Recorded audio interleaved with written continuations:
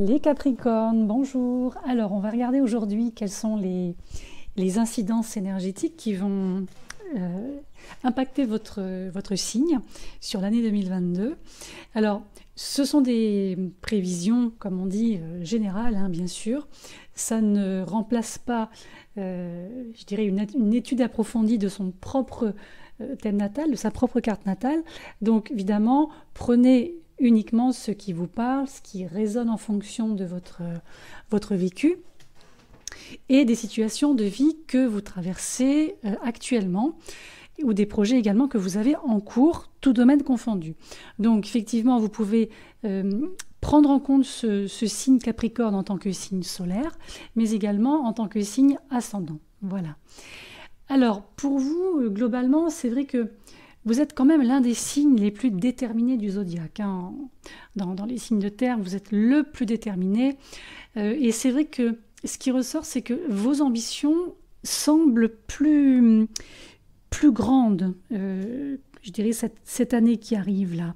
Alors, vos objectifs, attention de ne pas mettre la charrue avant les bœufs, tout domaine confondu.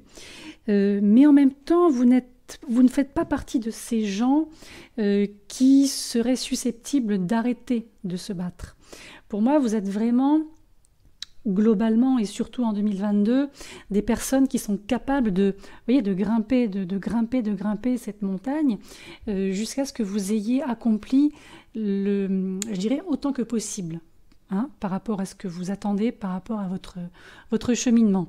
Et en plus, cette année, votre planète maîtresse, votre énergie directrice qui est Saturne, est associée donc à un Verseau intelligent, un Verseau innovant. Et là, l'idée, ça va être d'adopter une approche assez ouverte de la vie. J'ai presque envie de dire la plus ouverte possible. Parce qu'en fait, ça peut vous conduire à mettre en œuvre différentes tactiques, voire même des tactiques différentes de celles dans lesquelles vous évoluiez avant, et aussi à envisager des opportunités nouvelles, encore une fois, qui ne sont pas forcément celles qui auraient pu survenir il y a encore 4 ou 5 ans, vous voyez. Et ça va vous permettre aussi de relever des défis assez importants et pourquoi pas de battre certains records, entre guillemets, qui sont déjà plutôt bons, mais qui vont vous permettre peut-être de vous dépasser. Alors, par rapport à votre énergie maîtresse, donc saturnienne, c'est surtout la période rétrograde de Saturne qui va être axée sur la notion de statut professionnel, entre autres, qui va commencer au début du mois de juin, et qui va se terminer à la mi-octobre, toujours je dirais en partenariat avec ce Verseau libre pensant.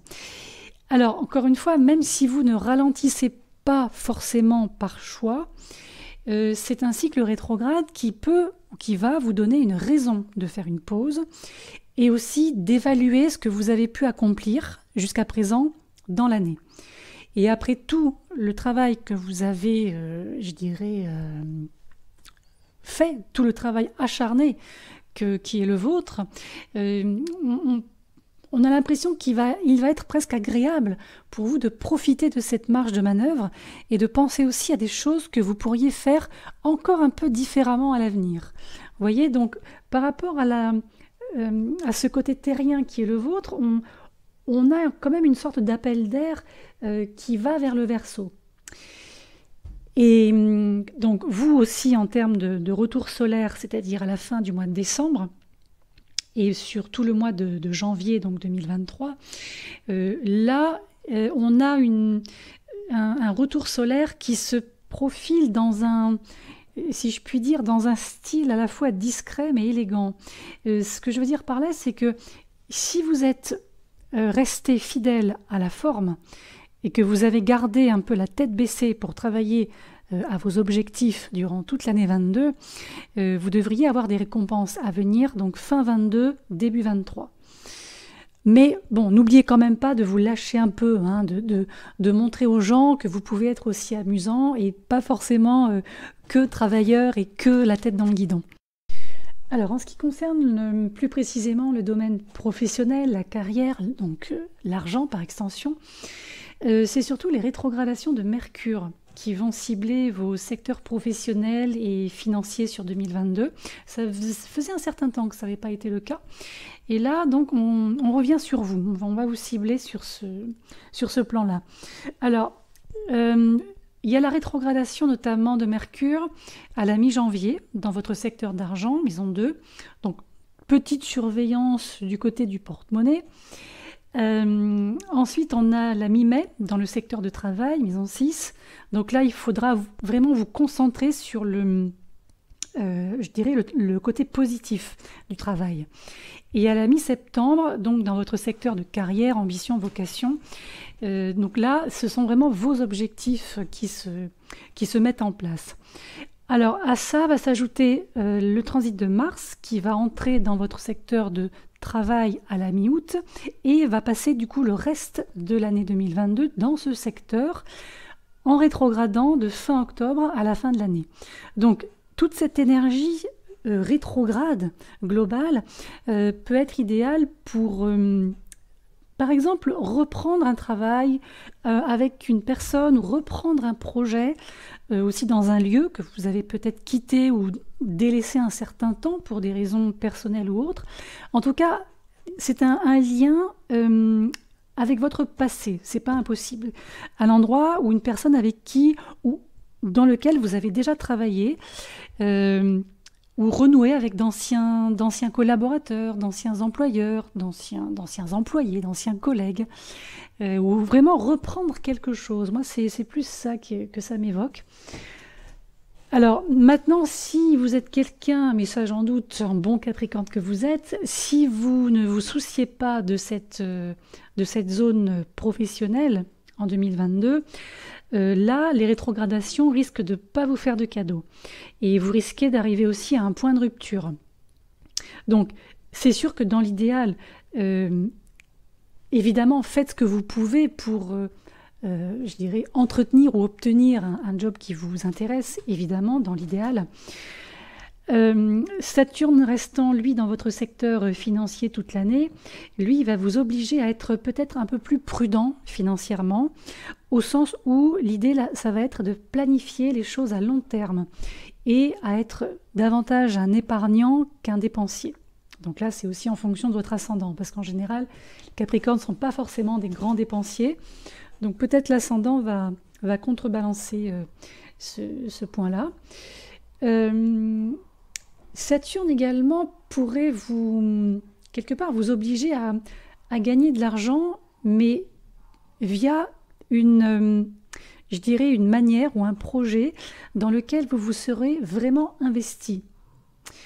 Et Mars, qui va arriver aussi dans ce secteur financier entre début du mois de mars et mi-avril, pourrait donner un coup d'impulsion, une énergie, une motivation nouvelle, ou en tout cas renouvelée, pour gagner de l'argent et l'utiliser à bon escient. Alors, j'ajouterais aussi que le dévouement que vous octroyez en général à votre secteur professionnel et le côté structurel dans lequel vous êtes en général ou dans lequel vous avez besoin d'évoluer, c'est pas des choses qui disparaissent non plus, hein. Maintenant, encore une fois, j'ai envie de dire que si vous avez envie de prendre un peu de répit en 2022, c'est un répit qui serait bon à prendre au profit justement encore une fois, de nouveaux projets. N'hésitez pas à essayer des nouvelles choses, des nouvelles voies, des nouveaux axes. Alors peut-être qu'il y a certaines personnes avec lesquelles vous travaillez ou pour lesquelles vous travaillez qui pourront être un petit peu déstabilisées, peut-être choquées, perturbées par justement certaines de vos idées, de vos suggestions un petit peu décalées. Mais moi je pense que il ne faut pas hésiter encore une fois à profiter d'une partie de cette énergie non conventionnelle et l'utiliser pour aller plus loin. Je ne vais pas parler de cette histoire de zone de confort encore une fois, mais c'est vrai que là, plus vous allez vous éloigner de cette zone, plus le fait, en fait, j'ai envie de dire, d'essayer ou de vous dire à la fin, oui, j'ai essayé, j'ai tenté, ça a fonctionné ou pas forcément. Donc je vais revenir un petit peu en arrière et reprendre certains de mes acquis. Tout ça, en fait, permettra de donner une nouvelle dynamique. C'est presque ça qui est le plus important. En ce qui concerne les relations personnelles, donc affectives, amoureuses, familiales, alors pour tout ce qui est affectif, vous avez toujours Uranus qui évolue donc en Taureau, donc votre secteur d'amour toute l'année. Et par ce biais-là, on voit bien que ça vous incite à continuer à changer ou à faire évoluer la manière dont vous exprimez l'amour et également ce que l'amour représente pour vous. Du coup, vous êtes probablement ouvert aussi à de nouvelles façons d'aimer. Alors, en même temps, cette année 22, moi je dirais que c'est une période tout au long de laquelle vous allez avoir envie de vous débarrasser du fardeau des attentes des autres et vous concentrer sur ce que vous voulez vraiment de votre vie amoureuse. Porter les autres, pour vous, ça suffit. Ça suffit.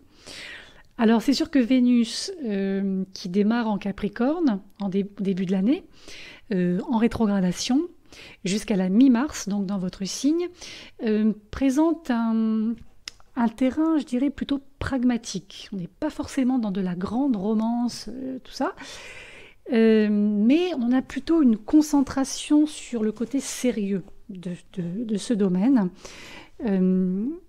Et c'est vrai que je dirais que la chance en amour par rapport à cette Vénus apparaît plutôt pendant des périodes de type Taureau ou Balance, c'est-à-dire de fin mai à fin juin et de septembre à fin octobre. Là, on a un retour à des notions de beauté, de romance, quelque chose qui adoucit ce terrain. Et vous retrouvez un petit peu le côté, comme on dit, magique, et non pas uniquement pragmatique. Sur le plan, je dirais, familial maintenant, alors ici, on a effectivement Jupiter qui va entrer dans votre secteur familial entre la mi-mai et octobre. Et là, ce sera une période assez idéal, je trouve, pour améliorer peut-être tout ce qui doit l'être dans l'environnement familial. S'il y a des questions qui sont restées ou qui restent en suspens, qui ont besoin de réponses ou qui ont besoin d'issues, ça peut être le bon moment pour remettre tout ça sur la table. Alors vous aussi, il n'est pas impossible que vous ayez envie de passer plus de temps chez vous, ou dans des endroits confortables, familiers, dans lesquels vous vous sentez bien. Et là, il n'est pas impossible aussi que pour certains, il y ait des envies de changement par rapport à une situation de vie ou une envie de déménager. En termes de dynamique, c'est Mars qui vient, je dirais, appuyer sur le bouton entre la fin mai et début juillet. Ensuite, il y a aussi Chiron, qui, en tant que maître de la guérison, se retrouve dans votre secteur toujours domestique, familial, toute l'année, donc en bélier. Il se trouve là depuis plusieurs années, déjà.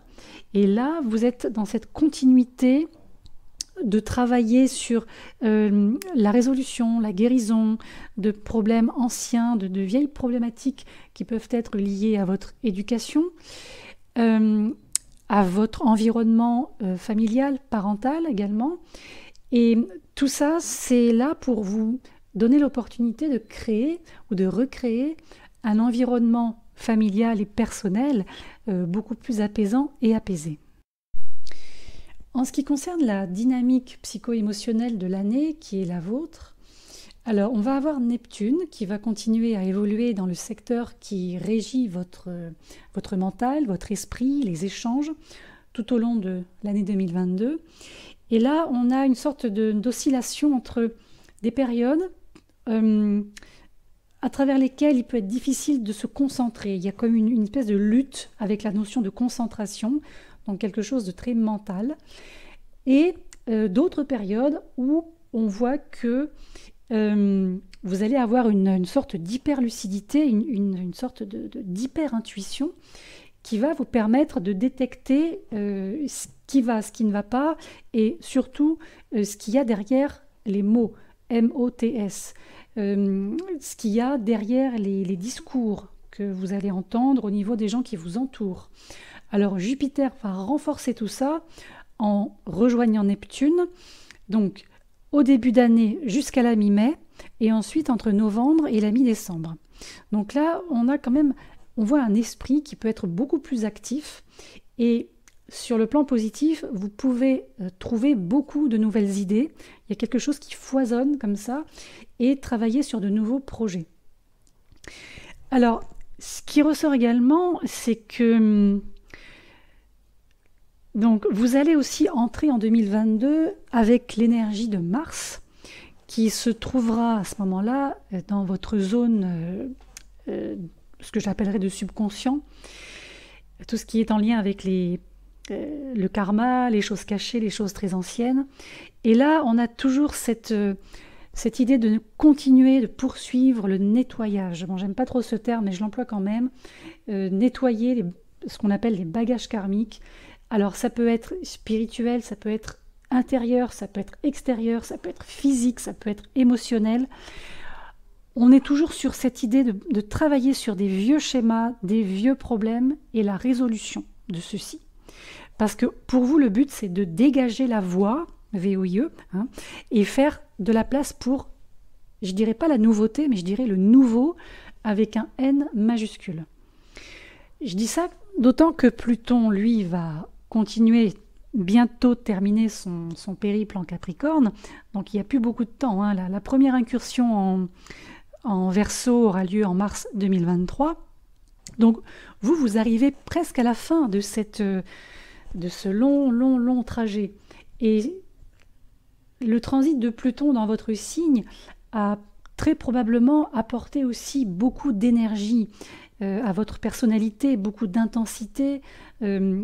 Votre vie a dû être, je parle hors pandémie, votre vie a dû être assez secouée là, on va dire, les 10 dernières années, un peu plus. Et je pense que maintenant, vous savez évaluer d'où vous venez, ce par quoi vous êtes passé, où vous voulez aller, où vous souhaitez aller, également qui vous êtes désormais, ou qui vous souhaitez être, ce que vous avez avec vous entre vos mains, et aussi ce que vous méritez.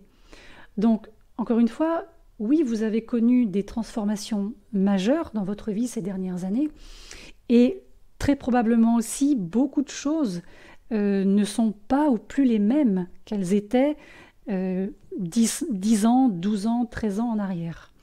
Et ça, moi je pense que c'est essentiellement valable, en tout cas avec un point d'orgue, pour ceux et celles d'entre vous qui sont nés entre le 15 janvier et le 18. Et là, vous allez le ressentir d'autant plus en 2022. Ensuite, on a l'énergie vénusienne. Alors, l'énergie vénusienne, pour vous, elle va être importante, en fait, surtout en début d'année, parce que, en fait, Vénus va terminer l'année 21 dans votre signe en rétrogradation, et elle va du coup démarrer début 2022, donc janvier 22, toujours rétrograde et toujours dans votre signe.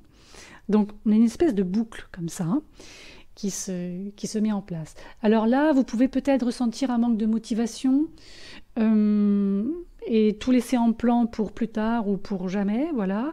Alors, moi je dirais qu'une pause, ça peut être une bonne chose en cette fin d'année 21 et tout début 2022, mais il vaut mieux pas faire en sorte d'éviter, je dirais, de traverser ce qui doit l'être.